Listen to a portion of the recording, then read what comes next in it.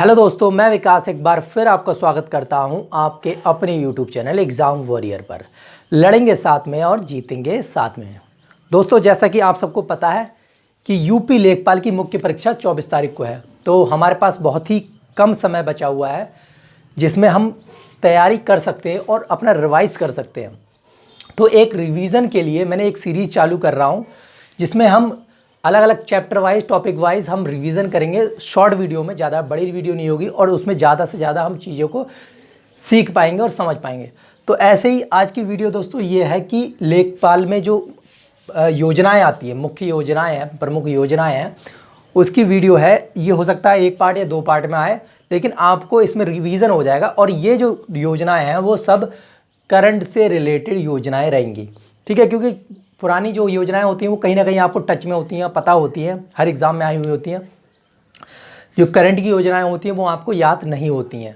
ठीक है, तो इसलिए ये योजनाएं हैं। अब मैं पहली योजनाएं, आप टाइम वेस्ट ना करके तो योजनाएं पे शुरू करते हैं। और अगर चैनल पे नए हैं तो प्लीज़ चैनल को सब्सक्राइब कर लेना। चलिए दोस्तों, सबसे पहले हम योजना की बात करते हैं, यूपी भाग्य लक्ष्मी योजना। चाहे इसे नोट कर लेना या दूसरी बार वीडियो देख लेना, याद हो जाएंगी चीज़ें।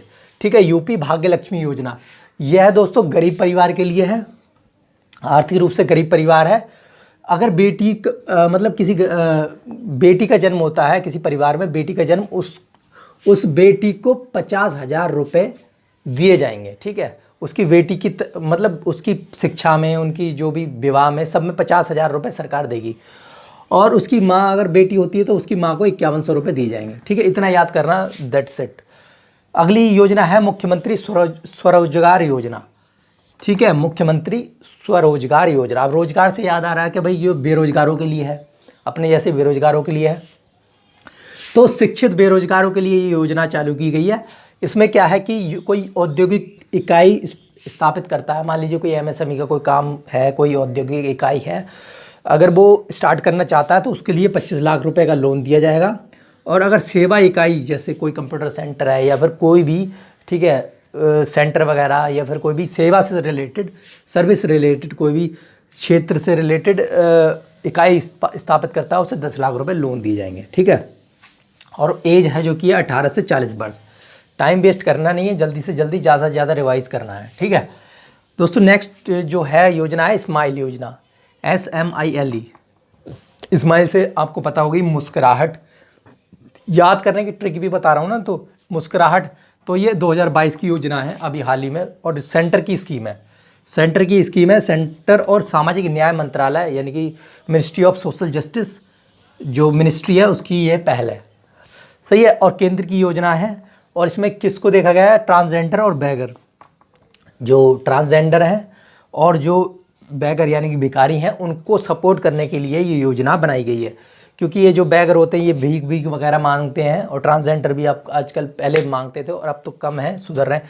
तो ये जो भीख मांगते हैं इसको रोकने के लिए, जिससे कि, और ये मेन लाइमलाइट, मतलब मेन लाइन में लाने के लिए, जो इसलिए उनके लिए सपोर्ट के लिए ये स्कीम चलाई गई है। दोस्तों नेक्स्ट देखते हैं PM उज्ज्वला योजना 2.0। ठीक है, ये 2.0 है और इम्पॉर्टेंट क्यों है? हर एग्ज़ाम में ये उज्ज्वला योजना से रिलेटेड क्वेश्चन आ ही रहा है। रेलवे में भी आया था और पहले भी क्वेश्चन आ चुके हैं, क्योंकि 2.0 है ना, इसलिए नया एक और वर्जन है। तो दोस्तों आपको सबको पता है ये गैस कनेक्शन से रिलेटेड है। अधिकतर गांव में जो सब रह रहे हैं उन्हें सबको पता होगी। उज्ज्वला योजना जो है गैस कनेक्शन से रिलेटेड, लेकिन जो स्कीम चालू करी गई थी तो 1.0 यानी कि पहली जो पार्ट थी वो थी 2016 में बलिया से, उत्तर प्रदेश के बलिया से। हमें यहाँ ये याद रखना, क्योंकि हम यूपी एग्ज़ाम पे फोकस कर रहे हैं, तो हमें ये भी पता होनी चाहिए कहाँ से शुरुआत की गई है। तो 2016 में शुरुआत की गई इसकी। कहाँ से की गई? बलिया से। और इसका लक्ष्य कितना था? 5 करोड़। जो गैस कनेक्शन है उसका लक्ष्य था 5 करोड़ का। ठीक है, बाद में 8 करोड़ कर दिया गया 2018 में। सही है। अब 2.0 क्या है? महोबा से शुरू की गई है, उत्तर प्रदेश के महोबा से शुरू की गई है 2021 में। और इसका टारगेट है नेक्स्ट 1 करोड़ और ऐड कर दिया, यानी कि 8 वो था, 1 ही हो गया, 9 करोड़ हो गया टारगेट। सही है, तो इम्पोर्टेंट ये है कहाँ से शुरू की गई है? बलिया से पहला, दूसरा महोबा से। बस इतना याद रखना है, बाकी सबको आपको पता है। और लक्ष्य कितना दिया? पहले में 5 करोड़, बाद में 8 करोड़ बढ़ा दिया गया था, फिर 1 करोड़ 2.0 में बढ़ाया गया। फिफ्थ वाली जो है युवा प्रधानमंत्री योजना। अब युवा से याद रखो, प्रधानमंत्री युवा मतलब यहाँ पर ये समझ लो कि 30 वर्ष से कम की उम्र वालों पे फोकस किया गया है। युवा है रिलेटेड जो नए लेखक आ रहे हैं, जो नए लेखक को प्रोत्साहन देने के लिए ये स्कीम को चालू की गया है। ठीक है, लेखकों के लिए बस इतना याद रखना है, बाकी कुछ नहीं पूछा जाता इतना ज़्यादा। रैंप परियोजना, रैंप योजना दोस्तों किससे रिलेटेड है? एमएसएमई में सुधार से रिलेटेड। जो मीडियम इंटरप्राइजेज वगैरह हैं, जो micro and small medium enterprises, जो छोटे कारखाने हैं, उनको सुधार करने के लिए ये क्या है, रैंप योजना जो है लाई गई है। सेंटर की स्कीम है और इसका जो टारगेट है 2022 से लेकर 2026 तक 5 वर्ष का इसका टारगेट दिया हुआ है। 21 है ना, 22, 23, 24, 25, 26, ठीक है, 22 से 26 तक 5 वर्ष के लिए। और इससे रिलेटेड अगर कोई पूछेगा एमएसएमई सुधार से रिलेटेड कोई कमेटी बताओ, और कमेटी पूछ ली जाती है कि यूके सिन्हा कमेटी किससे रिलेटेड है, तो एमएसएमई सुधार से रिलेटेड है।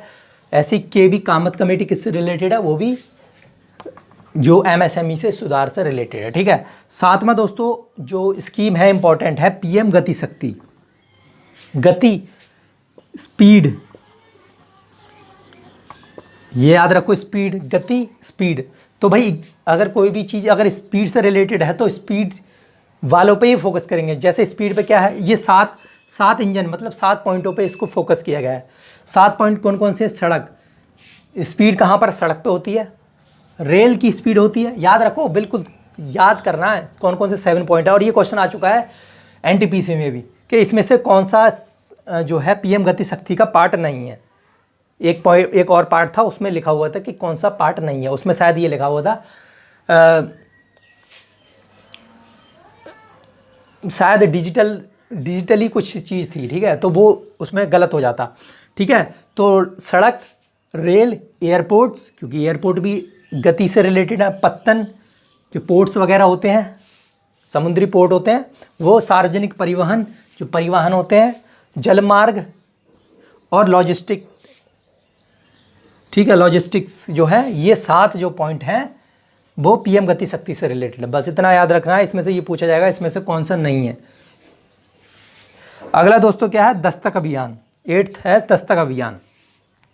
दस्तक अभियान 2022 में उत्तर प्रदेश में शुरू किया गया। दस्तक किसके रिलेटेड है? यह है जल जनित और वेक्टर जनित जो बीमारियां होती हैं, जो पानी से फैलती हैं, वो बीमारियां होती हैं, उनको रोकने के लिए दस्तक अभियान चालू किया गया है। ठीक है, अब वो कौन कौन सी बीमारी हो सकती हैं? मलेरिया हो गया, डेंगू हो गया, चिकनगुनिया हो गया, और जो बहुत सारी बीमारी हैं वो दस्तक अभियान में लागू थी। मतलब दस्तक अभियान इनके लिए ही, मलेरिया, डेंगू, चिकनगुनिया आदि बीमारियों को रोकने के लिए अभियान चालू किया गया था उत्तर प्रदेश ने 2022 में। बस इतना। तो दोस्तों ये थी कुछ करंट की इंपॉर्टेंट योजनाएं जो कि लेखपाल के लिए बहुत ही इंपॉर्टेंट हैं। और दोस्तों ये जो योजनाएं हैं वो केवल करंट की हैं, पुरानी योजनाएं मैंने डिस्कस नहीं की हैं। क्यों नहीं की है? क्योंकि आपको जहाँ तक है आपने पढ़ चुके होंगे। मान लीजिए आपने आयुष्मान भारत योजनाएं हैं, या फिर भारत नेट है, या फिर और भी योजनाएं हैं, वो सब आपने पहले पढ़ चुके होंगे। अगर फिर भी डाउट हो रहा है आपको तो नीचे कमेंट सेक्शन में आप मुझे कमेंट कर सकते हो। मैं एक अलग से सेपरेट वीडियो ला दूंगा कि पुरानी योजनाएं जो इंपॉर्टेंट योजनाएं हैं वो भी मैं डिस्कस कर दूंगा। ठीक है, ऐसी कोई बात नहीं है। तो आई होप आपको वीडियो पसंद आई होगी। अगर पसंद आई है तो चैनल को सब्सक्राइब जरूर कर लेना, लाइक करना, शेयर करना, ज़्यादा से ज़्यादा अपने सुझाव देना कमेंट के थ्रू कि आपको क्या चीज़ और अच्छी लगी और क्या चीज़ इसमें इम्प्रूव की जा सकती है। मिलते हैं दोस्तों नेक्स्ट वीडियो में, तब तक के लिए खुश रहिए, मुस्कुराते रहिए। जय हिंद, जय भारत।